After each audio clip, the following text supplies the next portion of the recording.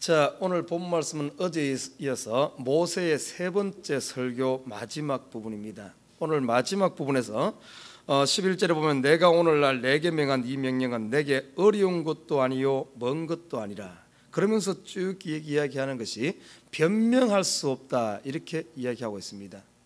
하나님의 말씀을 못 들어서 내가 못 지켰다, 아니면 기억이 안 나서 못 지켰다, 이렇게 말할 수 없다는 겁니다. 왜냐하면 이스라엘 백성들은 이 모세의 말씀을 그 입에 14절에 보면은 오직 그 말씀이 내게 심히 갖고 와서 내 입에 있으며, 이렇게 말하고 있어요. 이스라엘의 삶 가운데 입에 있다, 이 말은 항상 이 말씀을 가르친다는 겁니다. 부모가 태어나서 제일 먼저 가르치는 게 뭔가 하면은 하나님의 이 율법입니다. 샤마 이스라엘, 쉐마 이스라엘 하면서 이스라엘아 들으라 하며, 그 어릴 때부터 쉽게 말해서 귀가 따갑도록 듣고, 또 어떤가 하면은 그들은 삶 가운데 이 말씀을 나누고 대화하고, 어떤가 하면은 그들의 삶 자체가 하나님의 말씀이란 겁니다. 그만큼 이 말씀이 입에 붙어 있고, 우리가 하루에 입 있는 사람 말 안 하고 지내는 경우 없잖아요. 입이 있으니까 또 묻고 하듯이, 어떻게 보면 하나님의 말씀을 말하고 우리 음식을 먹듯이 말씀을 먹고, 사실 이스라엘 지금까지도 모세가 이 말씀을 준 뭡니까 시내산에서 받은 이유가 지금까지도 이스라엘 백성들 가운데 말씀이 없는 게 아닙니다. 그들은 틈만 나면은 이 말씀이 얼마나 많은 4,000년이 지난 지향까지도 이 말씀이 항상 그들 삶 가운데, 생활 가운데 있어 왔습니다. 그리고 또 14절 뒤에 보면은 입에 있으면 내 마음에 있은즉, 이 마음에 있다는 이 말씀이 마음에서 묵상하고 우리 마음에 있다는 겁니다. 그때는 어떻게 보면은 이스라엘 백성들은 이 율법을 말씀으로 가르치고 묵상하고 암기하면서 지금까지 있었어요. 그러나 지금 이 시대는 오히려 더 가까이 있습니다. 저와 여러분에게는 하나님의 말씀이 더 가까이 있어요. 이스라엘보다 더 가까이 있습니다. 왜 그렇습니까? 하나님께서 우리에게 뭘 줬어요? 하나님의 성령을 주어서 하나님의 성령이 우리 속에서 말씀하고 있다는 겁니다. 말씀이 없는 게 아니에요. 못 들었다 핑계입니다. 절대 그러지 않아요.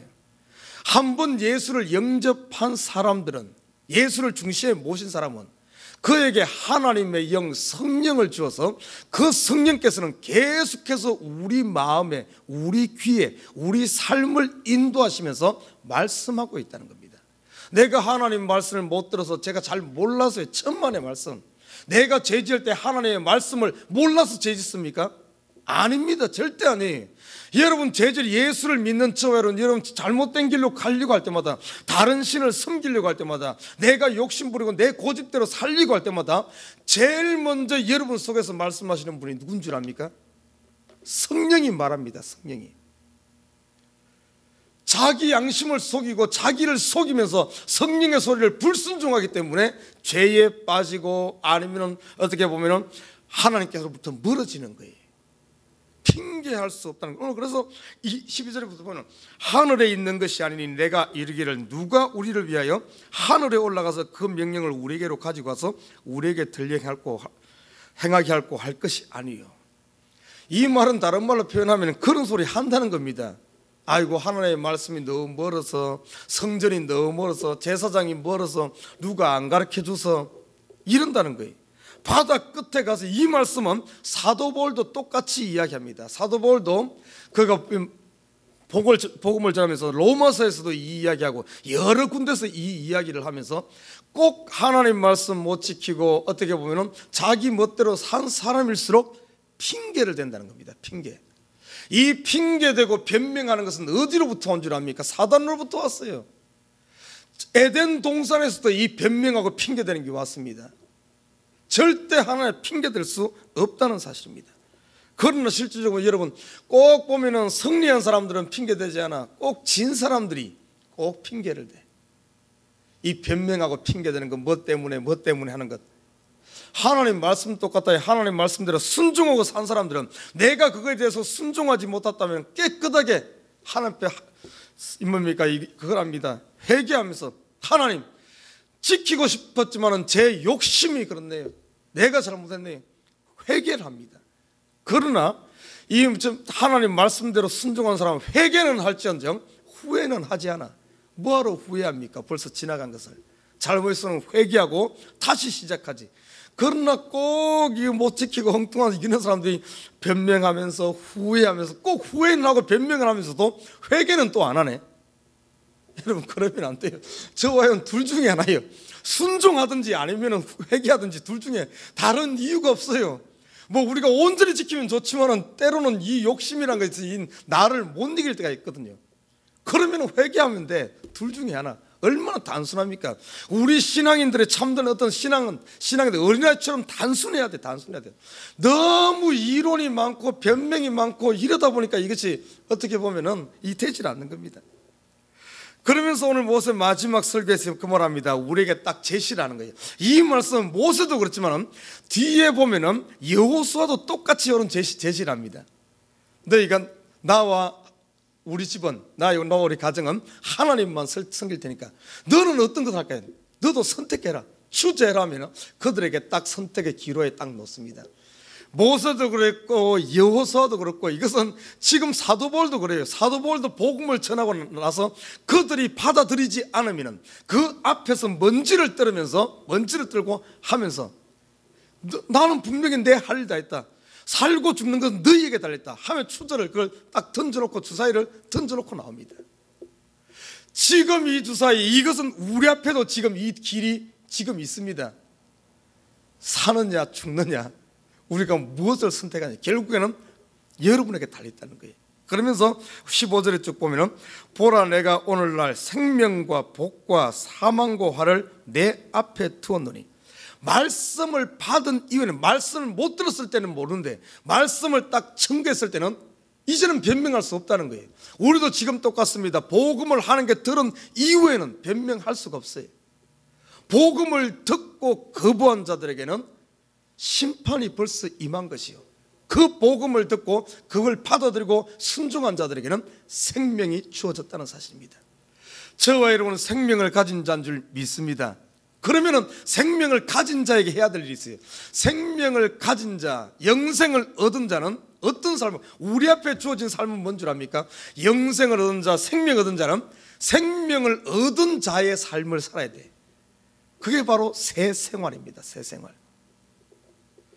오늘 본문을 쭉 읽어보면 16절에 보면 곧 내가 오늘날 너를 명하여 내 하나님 여호와를 사랑하고 그 모든 길로 행하며 그 명령과 규례와 법도를 지키라는 것이라. 여러분 그 당시 구약 오늘 모세가 증거할 때는 이 말씀을 전할 때는 이 말씀은 그들에게 하나님의 율법을 지키라는 그랬어요. 지금 우리에게 이 말씀은 무엇인 줄 압니까? 믿음으로 살아라 이런 의미. 믿음의 삶을 살아라. 믿음의 삶이란 것이 과연 무엇일까? 믿음의 삶이란 여러분 과연 지금 이 시대에 믿음의 삶을 살고 있습니까? 믿음의 삶은 첫 번째는 뭔가 하면 믿음의 주인이신 하나님 중심으로 살아라 이런 의미인 줄 믿습니다. 우리의 모든 삶 말하는 거나 먹는 거나 일하는 거나 예배 드리는 거나 우리의 모든 삶의 영역에서 그것을 누구를 위해 해야 되는가 하면 왜 예수를 위해 해야 되는 줄 믿습니다. 예수를 위해. 그것이 바로 믿음의 삶이에요. 왜? 예수님께서는 벌써 우리가 우리의 모든 문제를 위해서 우리를 위해서 십자가지 우리를 피로 값주고 살았기 때문에 우리의 삶은 더 이상 내 것이 아니란 이 의식을 가지고 살아야 돼. 여기서부터 어떻게 보면 예수님이 주인이고 예수님이 왕이 됐으면 왕을 모신 사람은 이제는 더 이상 나를 위해 사는 것이 아니라 왕을 위해 살아야 된대. 그 의식부터가 내 속에서 왕 대신 예수님이 믿음으로 산다 하면서 믿음의 주인 탁한 목표가 없기 때문에 전부 어떤가 하면 자기 중심으로 사는 거예요. 어떻게 보면 지금 이 시대 가장 큰 죄는 자기 중심으로 사는 거예요. 자기 중심. 구약에서는 우상 숭배하지 마라 우상에 대해 그렇게 이야기했다면 지금 이 시대 가장 큰 우상은 뭔가 하면 자기 중심으로 사는 거예요. 자기가 왕이 돼서 사는 삶. 하나님께 돌아가야 될 영광, 그 영광을 내가 취하는 삶, 내가 우상이 된 삶. 실질적으로 가만히 봐요. 이 시대 모든 사람의 삶이 어떤가 하면 전부 자기가 왕이 되고 자기가 주인 되고 자기 중심으로 살아요. 세상 모든 것이 자기 중심으로 돌아갑니다. 그렇게 나타난 것이 뭔 줄 압니까? 개인주의 아닙니까? 개인주의. 옛날에는 그래서 국가를 위해 살고 어떤 단체를 위해 살고 이런 거라도 있었는데 지금은 전부 한 사람 한 사람이 전부 자기가 주인 된 삶이에요. 이것이 바로 우상. 우리가 어떻게 보면 하나님을 잃어버리는 순간 모든 것을 자기를 위해 합니다. 한번 봐요. 왜 공부합니까? 자기를 위해서. 왜 돈 법니까? 자기를 위해서. 왜 오락을 합니까? 자기를 위해서. 전부 자기를 위해 하는 거예요. 이게 바로 불신의 삶입니다. 이거 예배를 드리는데도 자기를 위해 예배를 드려요. 예배 드리는 이유가 내 마음 평안 얻으려고. 예배 드리면 뭔가 된다. 전부 자기를 위해. 그러니까 신앙생활을 해도 뭘 해도 아무리 해도 어떤가 하면은 계속해서 목마른 이유가 뭔가 하면은 나를 채우려고 하니까. 나를 채우려고. 여러분, 나라는 것은 채워질 수 있는 게 아니에요. 나라는 걸 나를 위해 채우려고 하다 보니까 목마른 겁니다. 그러나 나를 위해 살지 않고 바로 알아서 이제부터는 나를 위해 사는 것이 아니라 믿음의 삶, 믿음의 주인 되신 예수를 위해 살고, 예수를 위해 살면 많은 것 안 해도 돼요. 하나님께서 하기를 원하시는 거 하나만 하면 됩니다. 하나만 위해 살면 돼. 오늘 하루도 하나만 위해 살면 돼. 하나님을 위해 살면 되는 거예요. 그냥 내가 막 이만큼 하고 저만큼 하고 막 더 이게 아니야. 하나님이 하는 만큼, 하나님께서 주어진 시간만큼, 하나님께서 주어진 능력만큼, 하나님께서 주어진 건강만큼, 하나님께서 나에게 주어진 물질만큼 내가 가진 범위 내에서 최선을 다하면 되는 거예요. 그러면 하나님 영광 받는 줄 믿습니다. 하나님이 받으실 줄 알고 확신 가운데 사는 거예요. 그러면 덜 했다고 해서 후회할 것도 없고, 혹시 내가 부족해서 내가 제약받 빠졌다면 하나님 앞에 회개하고, 하나님의 능력이 좀 요만큼 해야 될 것 같은데 부족하면 하나님 앞에 구하고 도우심을 구하고, 그리고 최선을 다하면 되는 거예요. 그러면 매 하루하루 삶이 생명의 삶을 사는 거예요. 생명의 삶. 너무나 귀한 삶을 사는 줄 믿습니다. 매 순간순간이 이 신앙이란 것이 멀리 그게 아니에요. 우리의 삶은 매 순간에 목숨 거는 삶을 살아야 돼요. 매 순간 나에게 주어진 오늘 하루의 삶, 우리가 하루 잠자고 일어나는 하루, 이것이 벌써 보면 내 하나의 생의 사이클이란 거예요. 매 하루가. 그리고 또 다른 날은 또 하나의 생의 사이클이 시작되는 거예요. 그러다 보니까 이 1년이라는 세월이 우리가 생각해서 짧다고 생각했는데 하루하루 정리할 때, 또 새로 태어났구나. 아침에 눈을 뜰 때 오늘 또 하루가 새로 태어나서 나의 인생이 시작되는구나. 이 1년이라는 세월이 100년이 아니라 365년과 같은 어떤 그런 인생으로 1년을 사는 것이 평생 365번의 생을 사는 것처럼 이렇게 살아요.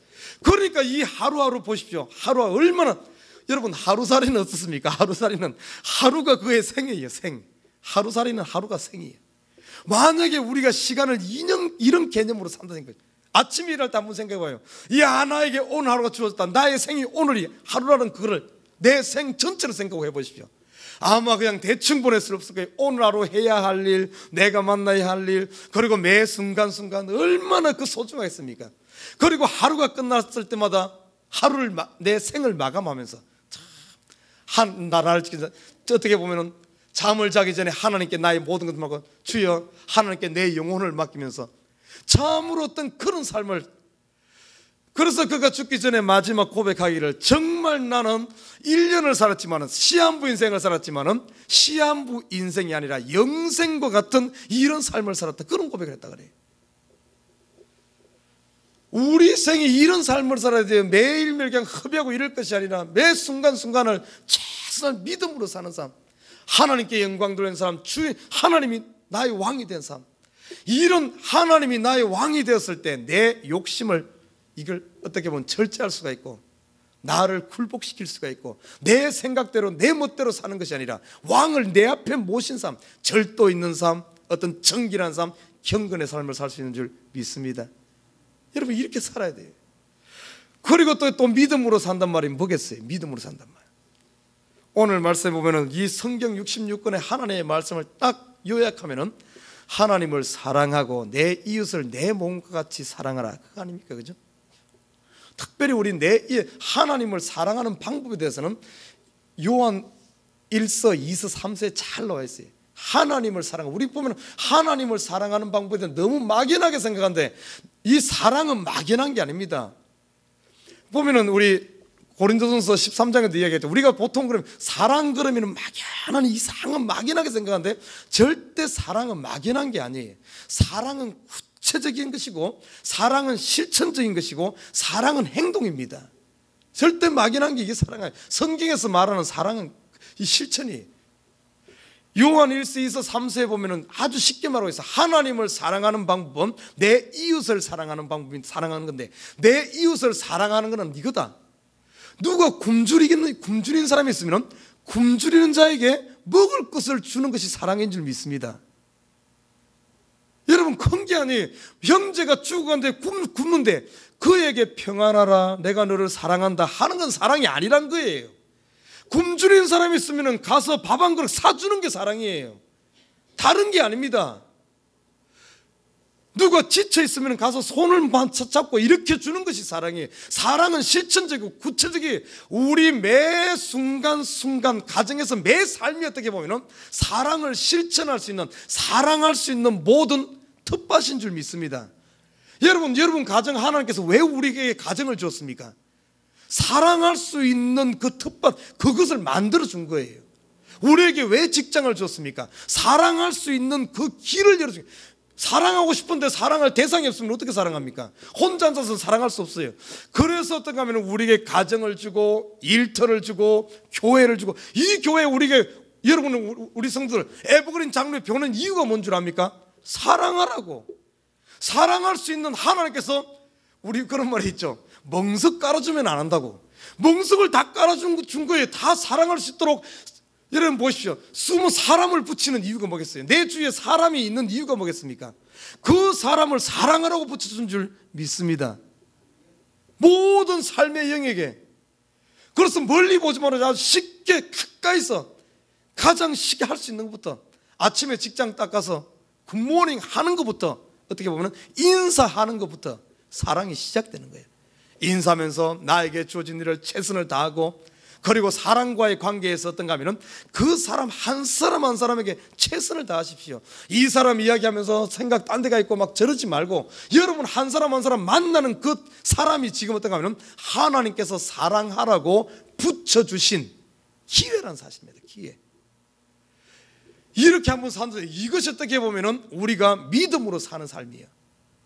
남편이 있으면 남편에게 최선 다하고, 자녀가 있으면 믿음으로 사랑하면서 키우고, 직장에 있으면 그냥 근성으로 저 사람은 나에게 돈을 주는 사람이다, 아니면 저 사람을 통해 나는 돈 버는 사람이다. 사람을 돈으로 보지 말고, 이것이 문제예요. 이것이 사람을 전부 돈 취급해.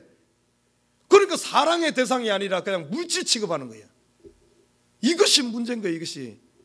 여러분, 만약에 우리가 그렇게 산다면 사람을 이용만 하려고 하고, 내 유익을 위해서 이용만 하는, 내가 외로우니까 전에 그 사람 잠시 이용하고, 내가 돈 없을 때는 저 사람 그 돈 이용하고, 내가 시간이 필요한 저 사람 시간 이용하고, 이거는 믿음의 삶이 아니에요. 이건 세상 사람들의 삶이에요. 믿는 사람들이 그러면 안 돼. 믿는 사람들은 한 사람 한 사람을 돈의 대상이 아니라 하나님께서 붙여준 사랑의 대상으로 보면서, 이것이 곧 하나님 사랑하는 것인 줄 믿습니다. 요한 1서 2서에 보면 그렇게 가르쳐주고 있어요. 보이는 형제, 보이는 사람을 사랑하는 것이, 그걸 누구의 이름으로, 내 이름으로, 내 유익을 위해서 하는 것이 아니라 바로 예수의 이름으로. 하나님이 나에게 그런 사랑을 베풀어 줬기 때문에 나도 그저 받았으니 그저 주는 거예요. 이렇게 우리 믿는 사람들이 살아야 돼. 이것이 바로 믿음의 삶이고, 모세가 지금 이야기하는, 지금 어떻게 하면은 하나님 16절에 오늘날 너를 위하여 여호와를 사랑하고 그 모든 길로 행하며 그 명령과 규례와 법도를 지키는 겁니다. 지금 이 시대 우리가 너무나 많이 이렇게 막연하게 생각하기 때문에 그래요. 막연하게. 삶이란 것은 막연한 게 아닙니다. 우리 인생을 정리할 때 봐요. 뭐 큰 거 막 내가 뭐 큰 거 성공하고 뭐 이게 인생 같아요?